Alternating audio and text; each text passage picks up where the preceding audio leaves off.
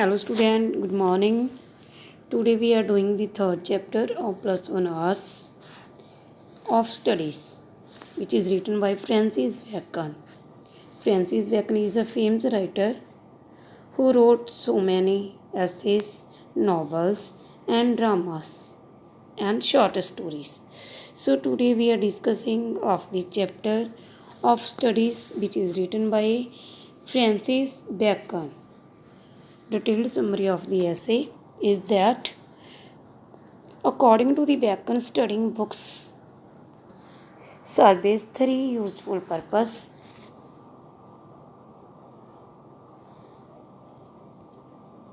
Hello, ਹਾਂਜੀ we are reading of this. Beacon ਦੇ according ਜੋ ਬੁੱਕਸ ਨੇ 3 ਲੈਵਲ ਦੇ ਉੱਤੇ ਯੂਜ਼ਫੁਲ ਨੇ, 3 ਪਰਪਸ ਦੇ ਲਈ ਯੂਜ਼ਫੁਲ ਨੇ. They are a source of entertainment for us in our leisure. Leisure ਕੀ ਹੁੰਦਾ ਬੇਟੇ? ਖਾਲੀ ਸਮਾਂ, ਵਿਹਲਾ ਸਮਾਂ. ਵਿਹਲੇ ਸਮੇਂ ਦੇ ਵਿੱਚ ਜਿਹੜੀਆਂ ਬੁੱਕਸ ਨੇ ਉਹ ਸਾਡਾ ਇੰਟਰਟੇਨਮੈਂਟ ਦਾ ਸੋਰਸ ਬਣਦੀਆਂ ਨੇ. ਇੰਟਰਟੇਨਮੈਂਟ ਮਨੋਰੰਜਨ. They enable us to make our conversation polished. ਇਹ ਕੀ ਕਰਦੀਆਂ ਨੇ? ਸਾਡੀ ਕਨਵਰਸੇਸ਼ਨ ਵਾਰਤਾਲਾਪ ਨੂੰ ਪੋਲਿਸ਼ ਚਮਕੀਲੀਆਂ ਬਣਾਉਂਦੀਆਂ ਨੇ, ਪੋਲਿਸ਼ ਕਰਦੀਆਂ ਨੇ. ਐਂਡ ਬਿਊਟੀਫੁਲ ਸੁੰਦਰ ਬਣਾਉਂਦੀਆਂ ਨੇ. They enable us to manage the affairs of our day-to-day life most efficiently. ਹਾਂਜੀ ਬੇਟੇ, ਜੇ ਬੁੱਕਸ ਨੇ ਇਹ ਸਾਡੇ ਯੋਗ ਬਣਾਉਂਦੀਆਂ ਨੇ, ਸਾਨੂੰ ਐਨੇਬਲ ਕੀ ਹੁੰਦਾ? ਯੋਗ ਬਣਾਉਣਾ. ਮੈਨੇਜ ਕਰਨ ਦੇ ਲਈ. ਅਫੇਅਰਸ ਕੀ ਹੁੰਦੇ ਨੇ? ਕੰਮ ਕਿਹੜੇ? ਡੇ ਟੂ ਡੇ ਲਾਈਫ ਦੇ, ਜੋ ਸਾਨੂੰ ਬਹੁਤ ਹੀ ਮੋਸਟਲੀ ਕੀ ਹੁੰਦੇ ਨੇ? ਨਿਪੁੰਨ ਬਣਾਉਂਦੇ ਨੇ ਉਹਦੇ ਵਿੱਚ.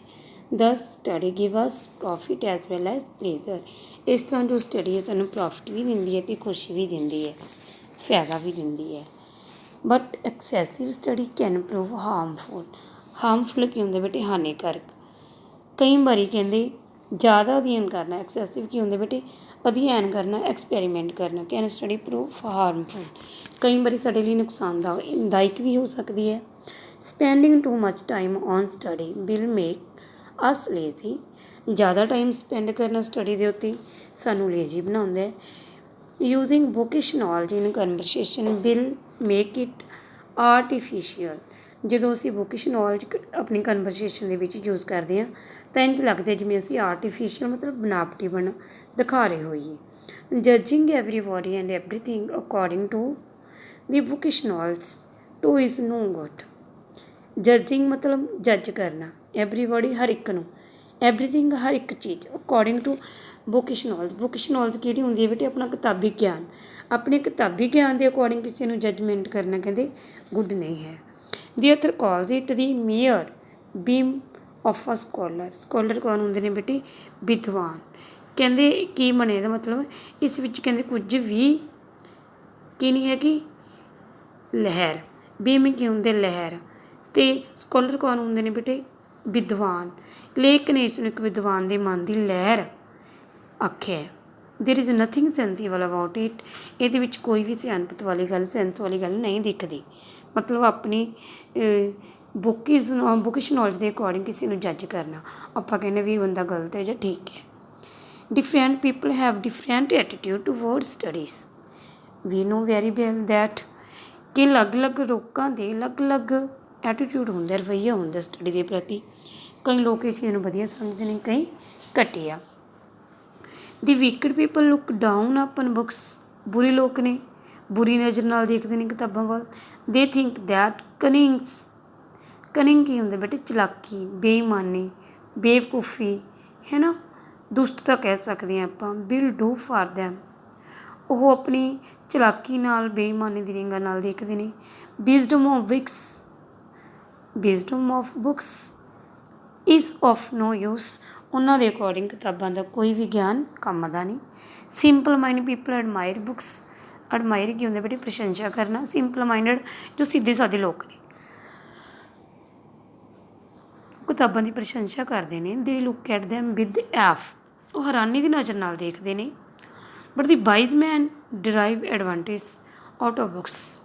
ਜੋ ਸਿਆਣੇ ਲੋਕ ਨੇ, ਵਾਈਜ਼ ਪੀਪਲ ਨੇ, ਉਹ ਕਿਤਾਬਾਂ ਨੂੰ ਆਪਣੇ ਗਿਆਨ ਦੇ ਨਾਲ, ਆਪਣੇ ਐਡਵਾਂਟੇਜ ਕਿਤਾਬਾਂ ਤੋਂ ਕੀ ਲੈਂਦੇ ਨੇ? Out of books. Advantage out of books ਕਿਤਾਬਾਂ ਤੋਂ ਗਿਆਨ ਲੈਂਦੇ ਨੇ. A person, however, must have clear aims of studying books. ਇੱਕ ਪਰਸਨ ਦਾ ਕਿਤਾਬਾਂ ਦੇ ਪ੍ਰਤੀ ਕਲੀਅਰ ਏਮ ਮਤਲਬ ਸਿੱਧਾ ਮਕਸਦ ਹੋਣਾ ਚਾਹੀਦਾ, ਅਸੀਂ ਕਿਤਾਬਾਂ ਨੂੰ ਕਿਉਂ ਪੜ੍ਹ ਰਹੇ ਹਾਂ। We should not use bookish knowledge to contradict and condemn others. ਸਾਨੂੰ ਬੁਕਿਸ਼ ਨੌਲੇਜ ਜ਼ਿਆਦਾ ਨਹੀਂ ਗੱਲਬਾਤ ਕੱਟਣ ਦੇ ਵਿੱਚ ਯੂਜ਼ ਨਹੀਂ ਕਰਨੀ ਚਾਹੀਦੀ, ਜਾਂ ਕੌਂਡਮ ਕੀ ਹੁੰਦੇ ਬੇਟੇ ਨਿੰਦਿਆ ਕਰਨਾ, ਦੂਸਰਿਆਂ ਦੀ ਨਿੰਦਾ ਕਰਨ ਦੇ ਵਿੱਚ ਬੁਕਿਸ਼ ਨੌਲੇਜ ਯੂਜ਼ ਨਹੀਂ ਕਰਨੀ ਚਾਹੀਦੀ। We should not have blind faith in books. ਸਾਨੂੰ ਕਿਤਾਬਾਂ ਦੇ ਵਿੱਚ ਕੀ ਨਹੀਂ ਹੋਣਾ ਚਾਹੀਦਾ ਬੇਟੀ, ਬਲਾਈਂਡ ਫੇਥ ਕੀ ਹੁੰਦੇ ਆ, ਅੰਨਾ ਵਿਸ਼ਵਾਸ। ਸਾਨੂੰ ਕਿਤਾਬਾਂ ਦੇ ਵਿੱਚ ਅੰਨਾ ਵਿਸ਼ਵਾਸ ਵੀ ਨਹੀਂ ਹੋਣਾ ਚਾਹੀਦਾ।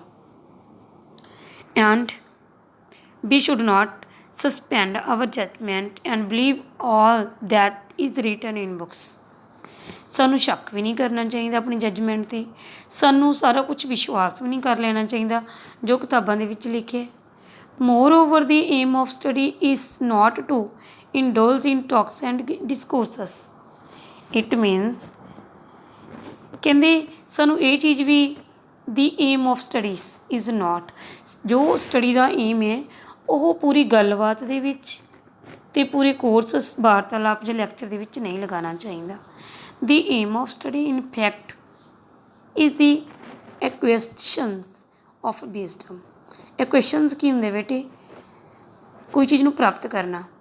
The aim of study, study ਦਾ ਏਮ ਕੀ ਹੈ, ਆਪਣੇ ਗਿਆਨ ਨੂੰ, ਆਪਣੀ ਵਿਜ਼ਡਮ ਨੂੰ ਗੈਟ ਕਰਨਾ ਹੈ। ਅਤੇ ਤੁਸੀਂ ਗੈਟ ਵਰਡ ਵੀ ਯੂਜ਼ ਕਰ ਸਕਦੇ ਹੋ। ਐਕੁਜੀਸ਼ਨ ਦਾ ਮਤਲਬ ਬੇਟੇ ਵੀ must develop the wisdom to ਜੱਜ ਦੀ actions, achievements and value of man and society. ਸਾਨੂੰ ਆਪਣੇ ਗਿਆਨ ਦੇ ਵਿੱਚ ਡਿਵੈਲਪਮੈਂਟ ਕਰਨੀ ਚਾਹੀਦੀ ਹੈ। ਟੂ ਜੱਜ ਕਰਨ ਦੇ ਲਈ, ਜੱਜ ਕਰਨਾ ਕੀ ਹੁੰਦਾ ਬੇਟੇ, ਪਰਖਣਾ ਕਿਸੇ ਨੂੰ। ਦੀ ਐਕਸ਼ਨ, ਕੰਮ ਦੇ ਵਿੱਚ ਪਰਖ ਹੋਣੀ ਚਾਹੀਦੀ ਹੈ। ਅਚੀਵਮੈਂਟ, ਪ੍ਰਾਪਤੀ ਦੇ ਵਿੱਚ ਪਰਖ ਹੋਣੀ ਚਾਹੀਦੀ ਹੈ। ਵੈਲੂ ਆਫ ਮੈਨ, ਆਦਮੀ ਦੇ ਵਿੱਚ ਪਰਖ ਹੋਣੀ ਚਾਹੀਦੀ ਹੈ। ਐਂਡ ਸੋਸਾਇਟੀ, ਇਹਨਾਂ ਚੀਜ਼ਾਂ ਦੇ ਲਈ ਸਾਨੂੰ ਆਪਣਾ ਵਿਜ਼ਡਮ ਗਿਆਨ ਵਧਾ ਲੈਣਾ ਚਾਹੀਦਾ ਹੈ। According to Bacon every book should not be read with the same interest and same concentrations. Concentration ਕੀ ਹੁੰਦੇ ਬੇਟੇ, ਇਕਾਗਰਤਾ ਦੇ ਨਾਲ। ਬੈਕਨ ਦੇ ਅਕੋਰਡਿੰਗ ਸਾਨੂੰ ਹਰ ਇੱਕ ਕਿਤਾਬ ਨੂੰ ਬਰਾਬਰ ਇੰਟਰਸਟ ਨਾਲ ਅਤੇ ਇਕਾਗਰਤਾ ਦੇ ਨਾਲ ਨਹੀਂ ਪੜ੍ਹਨਾ ਚਾਹੀਦਾ। There are books and books in the world. ਕਿਤਾਬਾਂ ਨੇ, ਪੂਰਾ ਵਰਲਡ ਕਿਤਾਬਾਂ ਦਾ ਭਰਿਆ ਪਿਆ। There are good books and the bad books. ਚੰਗੀਆਂ ਵੀ ਕਿਤਾਬਾਂ ਨੇ ਅਤੇ ਮਾੜੀਆਂ ਵੀ ਨੇ। Well written books and badly written books. ਚੰਗੀਆਂ ਵੀ ਲਿਖੀਆਂ ਗਈਆਂ ਨੇ ਅਤੇ ਮਾੜੀਆਂ ਵੀ ਲਿਖੀਆਂ ਗਈਆਂ ਨੇ। ਐਜ਼ ਦੇ ਸੇ ਉਹ ਕਹਿੰਦੇ ਨੇ। There are books of high qualities. ਉੱਚੇ ਲੈਵਲ ਦੀਆਂ ਕਿਤਾਬਾਂ ਵੀ ਲਿਖੀਆਂ ਗਈਆਂ ਨੇ। ਬੁੱਕਸ ਆਫ ਲੋ ਕੁਆਲਿਟੀ ਦੀਆਂ, ਨੀਵੇਂ ਲੈਵਲ ਦੀਆਂ ਵੀ ਲਿਖੀਆਂ ਗਈਆਂ ਨੇ। Time on books should B spend according there qualities. ਕਿਤਾਬਾਂ ਦੇ ਉੱਤੇ ਟਾਈਮ ਸਪੈਂਡ ਕਰਨਾ ਕਿਹਦੇ ਅਕੋਰਡਿੰਗ, ਜਿਵੇਂ ਦੀ ਕਿਤਾਬ ਦੀ ਕੁਆਲਿਟੀ ਹੈ ਉਸ ਦੇ ਅਕੋਰਡਿੰਗ ਸਾਨੂੰ ਆਪਣਾ ਟਾਈਮ ਸਪੈਂਡ ਕਰਨਾ ਚਾਹੀਦਾ ਹੈ, ਬਤੀਤ ਕਰਨਾ ਚਾਹੀਦਾ ਜਾਂ ਖਰਚ ਕਰਨਾ ਚਾਹੀਦਾ। ਓਕੇ ਬੇਟੇ। After this Bacon beautifully marks. Bacon ਟਿੱਪਣੀ ਕਰਦੇ some books are to be tasted. ਕਈ ਕਿਤਾਬਾਂ ਨੂੰ ਟੇਸਟ ਕਰਨਾ ਚਾਹੀਦਾ ਹੈ। ਆਦਰ ਟੂ ਬੀ ਸਵੈਲੋਡ। ਸਵੈਲੋਡ ਹੁੰਦਾ ਬੇਟੇ ਕਿਸੇ ਚੀਜ਼ ਨੂੰ ਬਿਨਾਂ ਚੱਬੇ ਨਿਗਲ ਜਾਣਾ। And some few to be chewed. Chew ਕੀ ਹੁੰਦਾ, ਚਬਾਉਣਾ। ਕਈ ਕਿਤਾਬਾਂ ਨੂੰ ਚਬਾ ਲੈਣਾ ਚਾਹੀਦਾ ਅਤੇ ਉਹਨਾਂ ਨੂੰ ਡਾਈਜੈਸਟ ਕਰ ਲੈਣਾ ਚਾਹੀਦਾ, ਹਜ਼ਮ ਕਰ ਲੈਣਾ ਚਾਹੀਦਾ। ਇਹਦਾ ਮਤਲਬ ਕੀ ਹੈ ਬੇਟੇ, ਬੈਕਨ ਕੀ ਕਹਿ ਰਿਹਾ ਇੱਥੇ, it means that some books should be read in parts. ਸਾਨੂੰ ਕਿਤਾਬਾਂ ਨੂੰ ਪਾਰਟਸ ਦੇ ਵਿੱਚ ਪੜ੍ਹਨਾ ਚਾਹੀਦਾ, ਪਾਰਟ ਬਣਾ ਕੇ ਪੜ੍ਹਨਾ ਚਾਹੀਦਾ। They are good in parts only. ਕਿਤਾਬਾਂ ਕੀ ਨੇ, ਪਾਰਟਸ ਦੇ ਵਿੱਚ ਹੀ ਗੁੱਡ ਨੇ, ਵਧੀਆ ਨੇ। Some books should be swallowed. ਕਈ ਕਿਤਾਬਾਂ ਨੂੰ ਨਿਗਲ ਜਾਣਾ ਚਾਹੀਦਾ। We should go through them hurriedly. ਸਾਨੂੰ ਕਾਹਲੀ ਨਾਲ ਉਹਨਾਂ ਕੋਲ ਚਲੇ ਜਾ